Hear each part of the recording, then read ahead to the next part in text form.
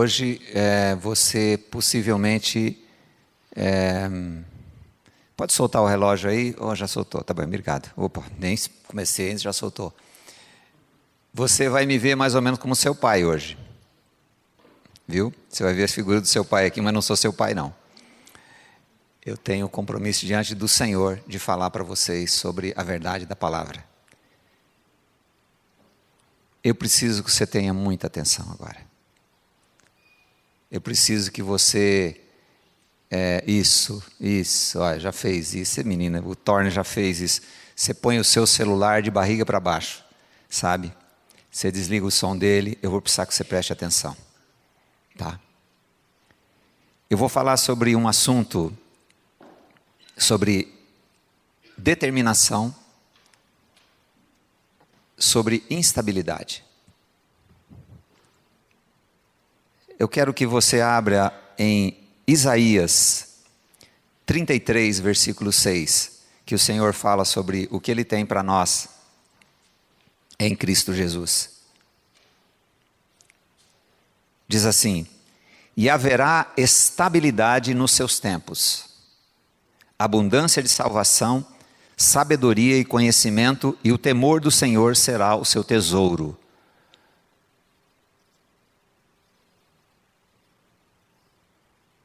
Trinta e três, 6. Ali ele colocou Sião. Não, tá, é isso, é só que tem Sião, estabilidade no seu tempo, abundância, sabedoria, o resto é a mesma coisa. Ele está falando para Israel, é um texto para nós também. Nós vamos tratar esse texto ainda, daqui a pouco. Eu quero contar uma pequena história da minha trajetória aqui na igreja. No ano de 1983, a igreja não tinha ministério jovem. E nós começamos... Humberto Campos, Humberto Xavier e pastor Thomas, nós começamos o trabalho. E depois me casei e vieram os filhos. Eu saí do ministério, fiquei anos no ministério e tal. Depois, em 1998, a igreja me chamou para voltar para o ministério jovem. E eu com alegria voltei e Bino estava aí já no Ministério Jovem e caminhamos com eles até 2005. E agora, depois de tudo isso que aconteceu, que alguns sabem, eu retornei cada vez mais velho, mais ranzinza. E eu quero dizer para vocês, eu fiquei e estou abismado como houve mudanças nos jovens nesses anos todos. Como algumas coisas mudaram drasticamente na vida de vocês. Você vê? Estou falando de pessoal da década de 80, da década de 90 e agora 2017. E Deus tem me incomodado sobre isto. Tenho visto falta de determinação, muita resistência à autoridade, insubordinação, rebeldia. E tristemente eu quero dizer que grande parte disto deve à minha geração de pais. Que nós tentamos cuidar tanto de vocês, que nós tentamos evitar que vocês fossem frustrados nos sonhos de vocês. Mas existem mais coisas que também ajudam a vocês agirem como vocês agem. Mas, em nome de Jesus, eu creio que em Cristo nós encontramos essa estabilidade necessária, essa determinação, essa resiliência. Você sabe o que significa resiliência?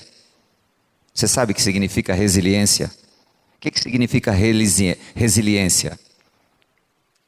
Resiliência é a capacidade de nós enfrentarmos os baques da vida e nós nos mantermos firmes. A Suzane estava me contando que ela é de um outro estado e ela veio para cá, ela está 6 anos aqui, ela sofreu tanto bullying por ser nordestina que ela teve que se adaptar. Ela fala hoje praticamente sem um sotaque, porque ela teve que se adaptar. O coati é um pequeno animal. Mas vocês sabiam que o coati é pré-histórico? Porque ele teve resiliência. O coati enfrentou todos que os outros enfrentaram, mas ele teve firmeza, ele continua até hoje. E ele parece com o ancestral dele.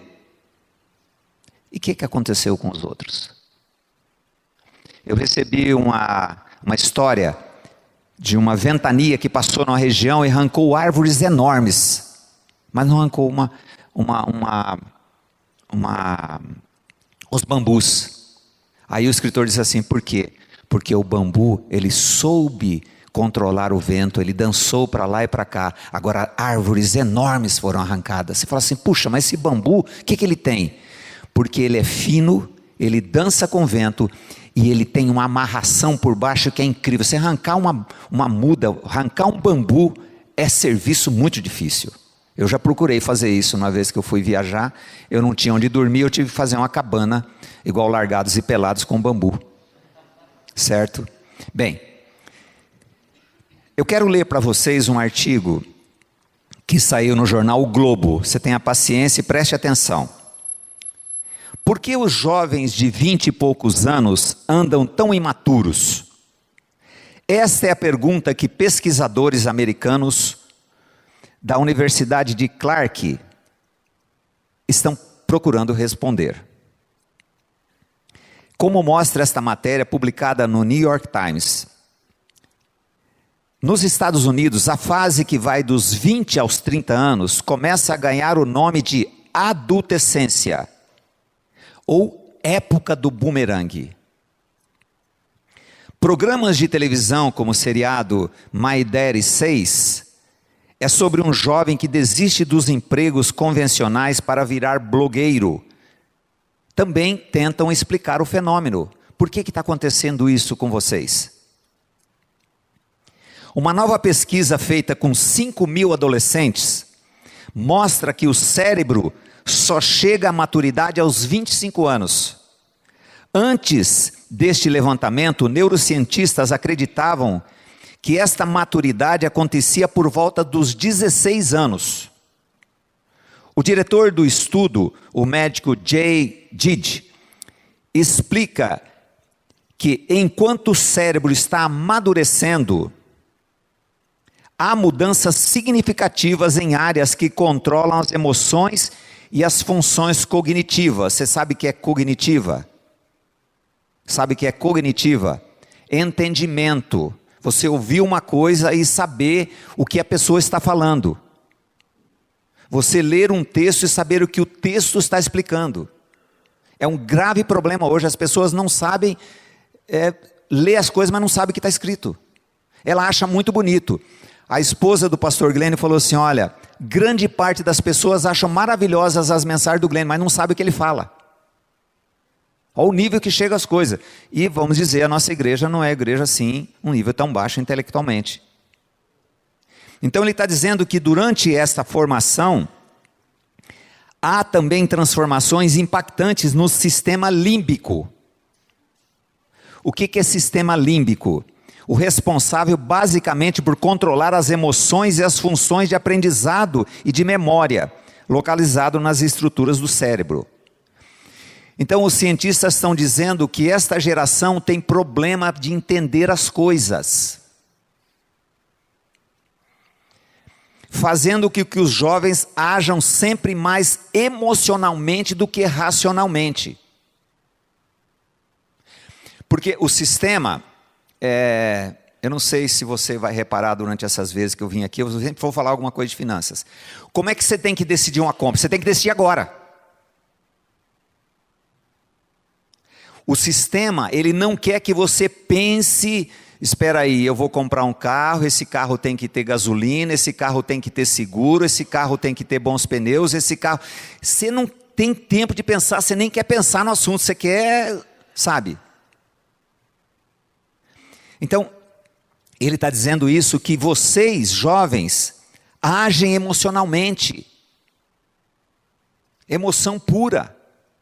Por isso que as pessoas... Eu trabalho com pessoas no emprego há 40 anos. Eu tinha maior medo de ser mandado embora. Hoje você manda embora um funcionário e fala assim, tá bom. Eu falo, como tá bom? Ele fala assim, puf, me livrei desse mala. Aí eu fico sabendo daqui, ele está esperando vencer os 5 meses de seguro-desemprego, ele não vai atrás de emprego. O que está acontecendo? Só que o tempo está passando, sabe? Continuando. Até os 25 anos fica difícil responder questões como, o que eu vou fazer da minha vida? Justamente porque a parte que controla os impulsos emocionais está se desenvolvendo, afirmam os cientistas.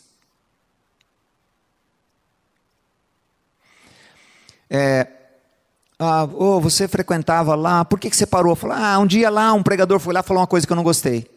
A pessoa vaza, ele vai embora, ele some. Mas ele falou da sua vida? Não, as pessoas falam assim, não, alguém falou da minha vida, o cara foi lá e falou da minha vida. Eu vou ir pregar algumas igrejas e falo assim, gente, eu não conheço ninguém a não ser o fulano aqui. Então eu não conheço sua vida.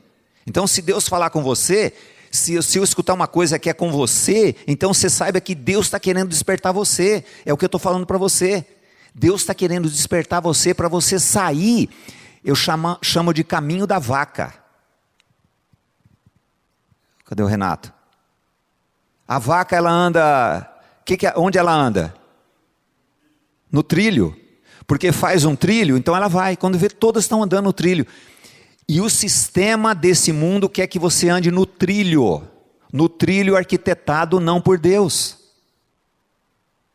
E o sistema está querendo trabalhar com toda essa estrutura que está sendo desenvolvida em você, para que você assuma coisas. E pela mínima frustração que você tem, você vaza, você vai embora.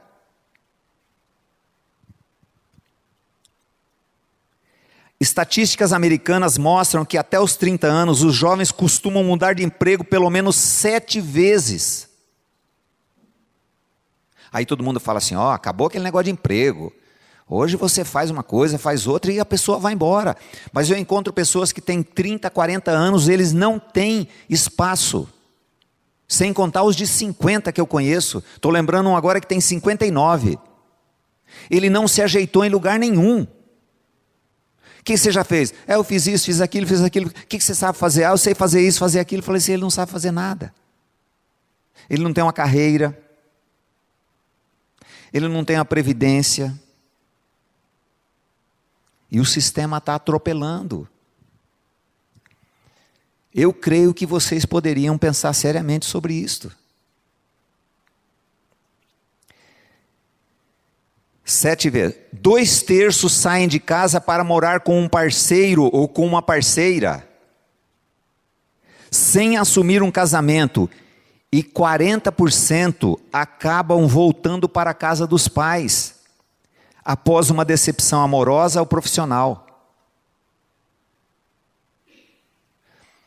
Eu fico assustado quando um casamento termina com 1 ano, 2 anos. Vocês têm pessoas que vocês conhecem que o casamento terminou em 2 anos? O que está acontecendo, gente? E uma coisa, isso não está acontecendo lá, está acontecendo aqui. O que está acontecendo, afinal, com a nossa mente, com a nossa cognição, com a nossa determinação, com a nossa segurança, com a nossa estabilidade?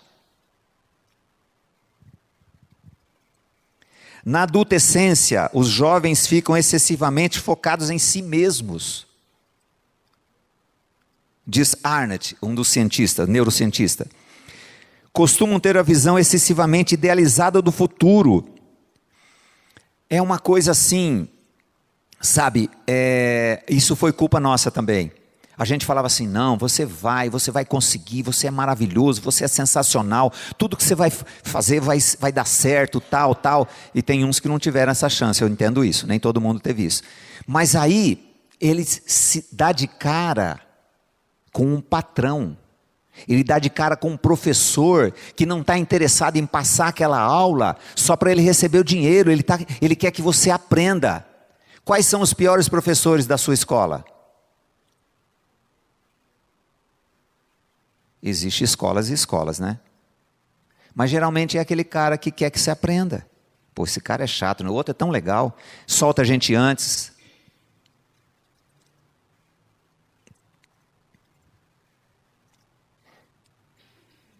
Então, costumam ter uma visão excessivamente idealizada do futuro e têm menos maturidade para lidar com decepções ou obstáculos na vida pessoal e profissional. Para alguns cientistas, isto é um reflexo do desenvolvimento cerebral, outros acreditam que isto é culpa das mudanças da sociedade e até mesmo dos próprios pais, que não deixam os filhos crescerem.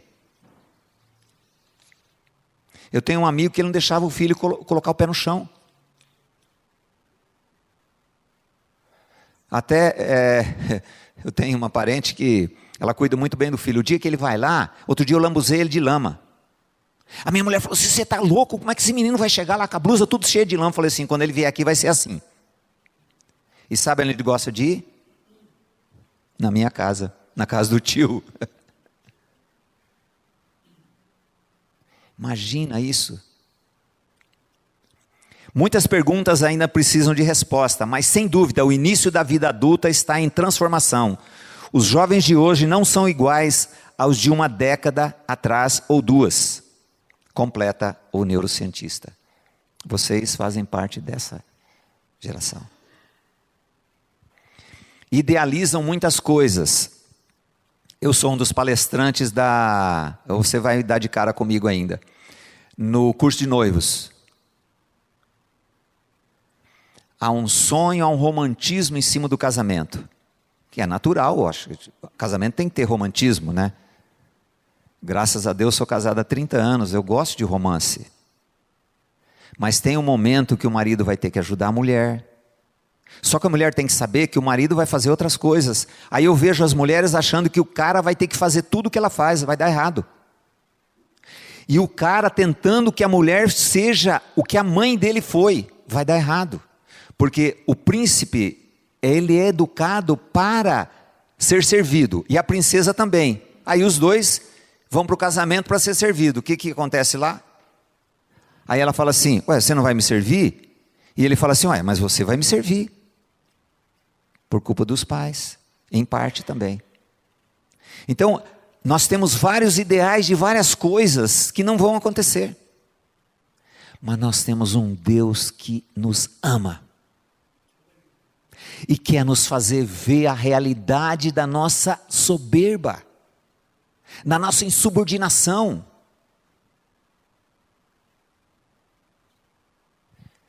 Você é amado de Deus? Você crê que você é amado de Deus? Ele tem isso para você. Você viver numa sociedade como Daniel. Daniel foi um cara que escolheu outras coisas, além do que era oferecido para você. Além do que era oferecido para os outros. E Deus fez aquele cara prosperar. É isso que Deus quer fazer na nossa vida. Eu vejo também outras coisas, assim, gente, eu não sou pessimista de maneira nenhuma. Eu sou um corredor, para ser corredor tem que ser otimista. Falar em corredor, eu já vi inúmeras pessoas que começam a corrida, 1 semana, 2 semanas, 3 semanas, pum, some. Como eu sou velho, acordo cedo, meu treino começa às 6 horas da tarde. Gente, para o cara chegar às 6 horas da tarde é uma dificuldade. Aí ele fala assim, você vê, eu não consigo, não sei o que. Não tem determinação para fazer aquilo. Ele fala, acho tão legal isso. Não tem determinação, os caras desistem. Mas assim, aos montes, determinação. Nós precisamos do Senhor em nós ser essa determinação, porque todos nós vamos enfrentar muitos problemas. Mas como ser resiliente? Como sofrer os baques que nós temos? Esse menino aqui está com a banda dele, ele sabe que é problema acima de problema, porque as pessoas são insubmissas. Elas querem tocar do jeito que elas querem, mas não é assim. Você imagina cada um tocar de um jeito? Não funciona. E outra coisa, o mundo não está para servir você. O Senhor que poderia ter sido servido, porque Ele era o Rei dos Reis, Ele veio fazer o quê? Ele veio lavar pé, Ele veio servir, Ele veio morrer para me dar uma vida onde Ele em mim é a capacidade de eu viver nesse mundo desse jeito, de uma forma diferente. E uma coisa, não um cara chato, um fariseu, um religioso com o dedo nos outros, mas um cara alegre, um cara contente.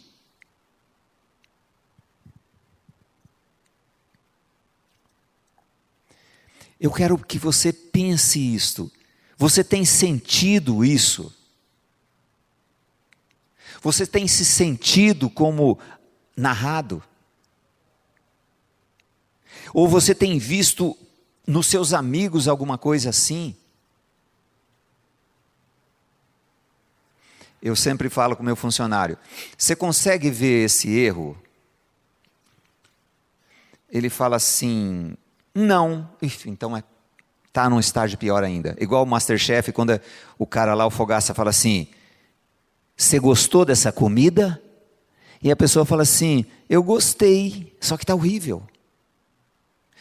Então, se você não está conseguindo observar essas coisas narradas por gente que estuda, e pelo que a palavra de Deus vai falar com a gente, o seu estágio é bem ruim. Você está sonhando muito alto. Mas se você está se colocando mais ou menos em algumas coisas do que você vai ouvir, é momento da gente clamar ao Senhor. Porque o Senhor Jesus, Ele chama assim, eu sou a sua alegria. Mas alegria quando? Vocês conhecem a história de que ia se ganhar um prêmio para o cara que desenhasse a melhor imagem de paz. Aí o pessoal da região toda foi pintar quadro. Imagina cada quadro lindo que tinha, sabe? Pintava assim, a neve descendo, o rio, a coisa linda. E o que ganhou foi, sabe o quê? Um camarada que pintou uma ventania enorme e aquele galho movia para lá e para cá e tinha uma passarinha no ninho cuidando dos passarinhos. Aquele que ganhou, porque aquela tinha paz no meio daquela tempestade, porque ela sabia que ela tinha um trabalho, ela tinha que cuidar dos filhos dela. Então o que é essa resiliência, sabe? De você ter firmeza e falar assim, isto não serve para mim.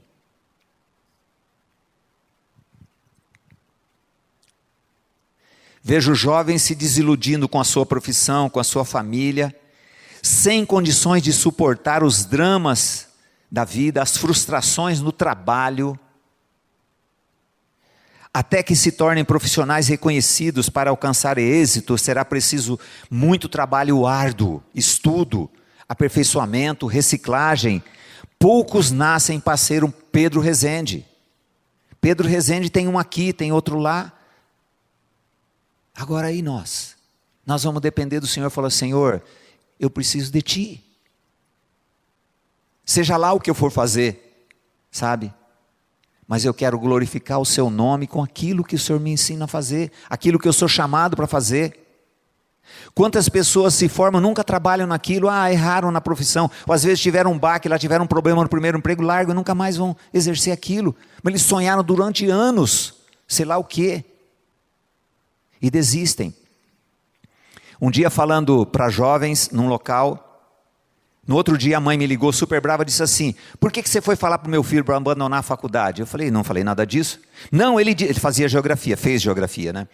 Ele falou, ele está no último ano, disse que você falou, não, que tem que seguir a vontade de Deus, eu vou largar a faculdade. Eu falei, não, chama ele aqui, vamos reunir a família aqui. Eu fui lá na casa deles, falei, o que eu falei? Ele falou, querido, você tem que terminar seu curso, você não sabe quantos seus pais lutam para você fazer essa faculdade aqui. E geralmente, né, é paga, né? Imagina, já é uma forga, né? Ele falou, tá bom, terminou, e depois continuou, fez um concurso lá, devido ao curso que ele tinha, foi trabalhar numa empresa enorme lá no Mato Grosso. O cara queria largar, no último ano, tem gente que abandona no último mês. O que está acontecendo?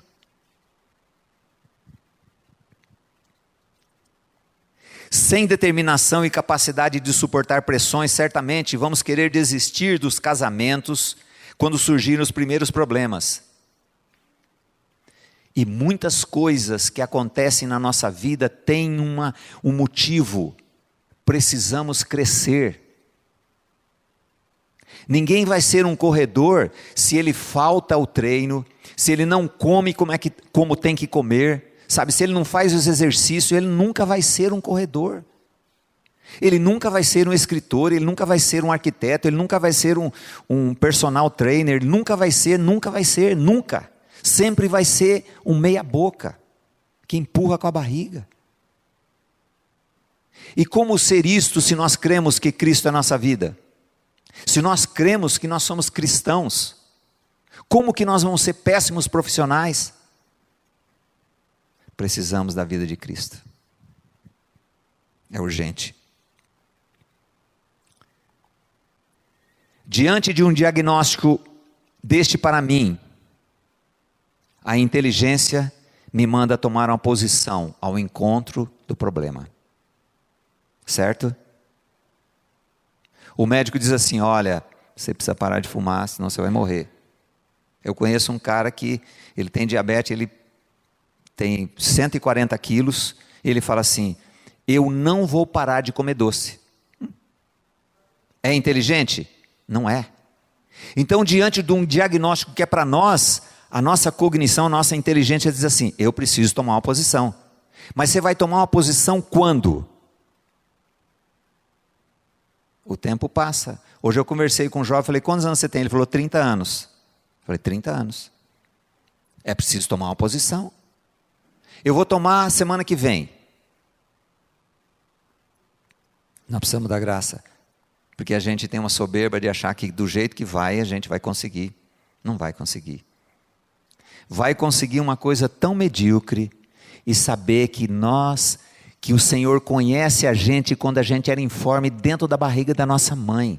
E a palavra diz que Ele tem bons pensamentos a nosso respeito. Olha que coisa maravilhosa saber que Deus tem bons pensamentos ao meu respeito. Mesmo eu sabendo que eu sou um nada, que eu não tenho a mínima condição. Saber que o texto diz assim, eu chamo você pelo seu nome, Deus chama você pelo seu nome, a Bíblia está escrito isto. Ele conhece a gente pelo nome e chama a gente e fala assim, eu te amo, eu te resgato. O texto de Isaías. Agora, como sair dessa onda de instabilidade, falta de determinação e resiliência? Agora vamos ao texto novamente, 33:6 de Isaías. Em Cristo, tudo que nós temos é em Cristo, viu? A religião não vai dar nada para você, essa igreja não vai dar nada para vocês, nós temos tudo em Cristo. Em Cristo nós teremos estabilidade neste tempo, nós teremos abundância de salvação. Sabe o que é abundância de salvação? Ele nos livrar das armadilhas que estão preparadas para nós. Em qualquer terreno, um terreno amoroso, um terreno profissional, você entrar, fazer um curso errado, você se relacionar com a pessoa errada, você casar com a pessoa errada, sabe? Você ter uma postura errada, você ser um mal-humorado, mal-humorada, sabe? Ele vai nos salvar disso, Ele vai salvar a gente da gente mesmo. Porque tudo isso está lá dentro. E Cristo quer tirar isso e viver dentro de nós. Ele vai nos dar sabedoria e conhecimento. E diz assim, o temor do Senhor será o seu tesouro. O maior tesouro que nós temos é Cristo. E temer o Senhor é assim, não é ter medo do Senhor, é falar assim, puxa, isso aqui não desagrada o meu Senhor. Precisamos da vida de Cristo em nós para que Ele seja a nossa segurança, a nossa estabilidade. Ele veio para ser a nossa suficiência. É suficiência no quê? Em toda a nossa necessidade. Por que muitas coisas não acontecem na nossa vida? Porque a gente ainda vai querendo fazer a nossa vontade. E se nós queremos encontrar um emprego que tudo seja assim, uma igreja que tudo seja, não vai encontrar. Agora, quando eu faço parte de um bom emprego, eu falo para os meus meninos lá, falei assim, olha, se a firma é ruim, é porque nós somos ruins, porque nós não conseguimos ter um relacionamento entre nós, a gente fica horas e horas aqui juntos. Então não é a firma que é ruim, eu que sou ruim, eu não consigo me relacionar, eu não consigo passar por uma pressão do patrão falar assim, ó, isso aqui está errado, ou do amigo que está assim, não, vamos fazer desse jeito. Os maiores problemas que eu encontro lá é quando um acha uma resolução, o outro não aceita. Então o caso é migo, não é com nós, é migo, é comigo, sabe? E comigo quem resolve é só Cristo. Não adianta injeção de Bíblia. Ó, esse menino conhece muita Bíblia. Ele precisa conhecer a Bíblia. Mas a Bíblia que ele conhece precisa mostrar quem ele precisa conhecer, que é Cristo. Fora isto, conhece um monte de Bíblia. Não estou dizendo que ele é assim, mas conhece um monte de Bíblia, mas não conhece o cerne, que é Cristo. Em 1 João 2,14 diz assim, olha que coisa maravilhosa. Para os jovens, eu vos escrevi, pais, porque já conhecesse aquele que é desde o princípio. Eu vos escrevi, jovens, vocês, porque sois fortes e a palavra de Deus está em vós, e já venceste o maligno.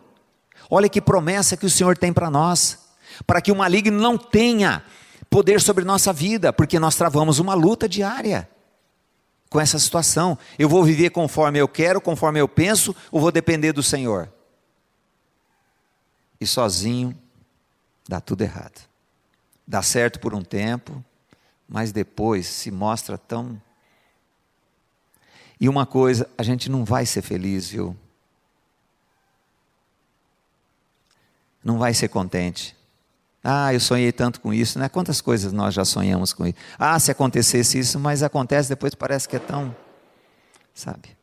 Mas a felicidade que Cristo quer nos dar não é uma utopia de igreja, sabe? É a presença de um cara que resolve, que age.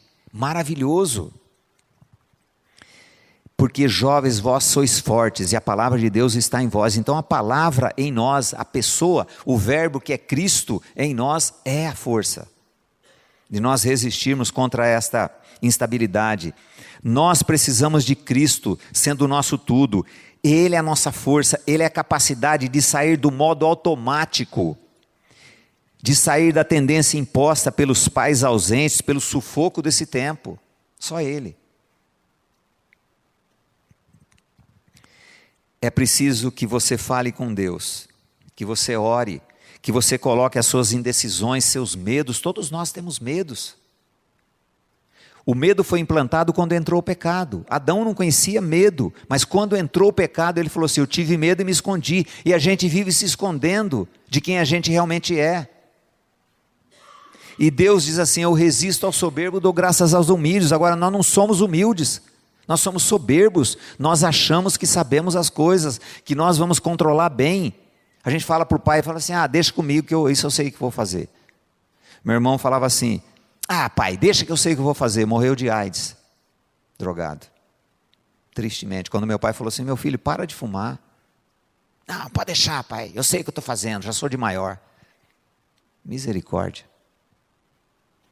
Lutou contra a droga até o final dos dias dele, mas nunca, pelo menos morreu longe de mim. Eu preguei a palavra para ele, espero que ele tenha entregado a vida a Cristo antes de morrer.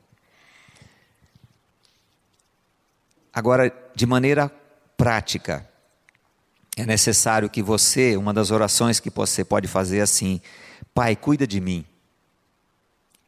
seja minha segurança, livra-me de mim mesmo e de minha soberba, da minha rebeldia, dá-me uma vida nova, um coração novo, em nome de Jesus. Eu creio que é o momento da gente, aqueles que se sentem como tais, como diagnóstico dos cientistas e como diagnóstico da palavra, é necessário agora você orar ao Senhor, para que você seja liberto dessa onda. Porque muitas coisas atacam o jovem. Eu tenho pensado que, eu acho que nunca houve uma juventude como essa tão atacada, como vocês são atacados. Todo o tempo, os jovens foram muito atacados. Porque um jovem desviado do caminho, muitas vezes é um caminho sem volta. Sempre foi assim. Mas vocês são de um tempo de muita secura. São do tempo de muita angústia.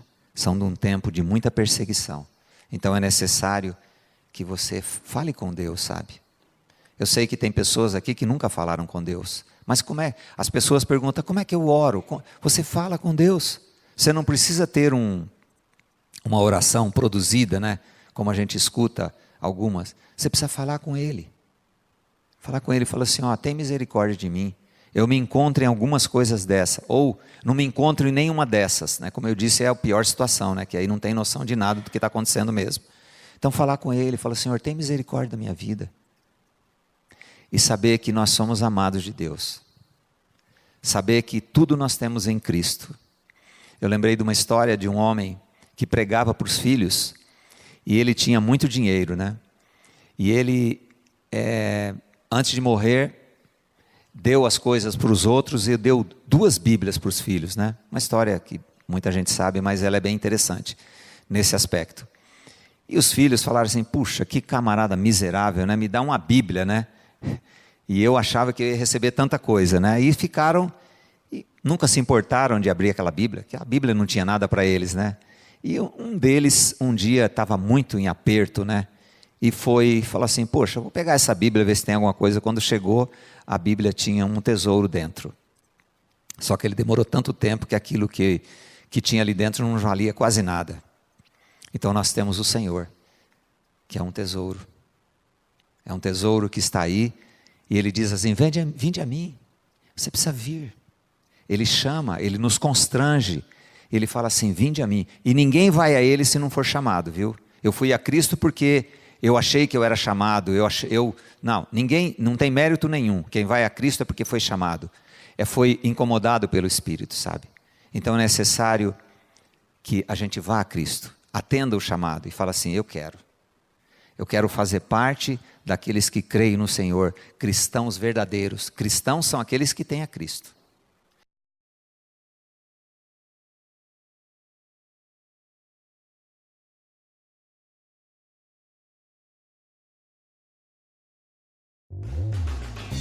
A Livraria PIB Londrina procura selecionar cuidadosamente seus títulos e autores a fim de oferecer um conteúdo alinhado com o Evangelho de Jesus Cristo.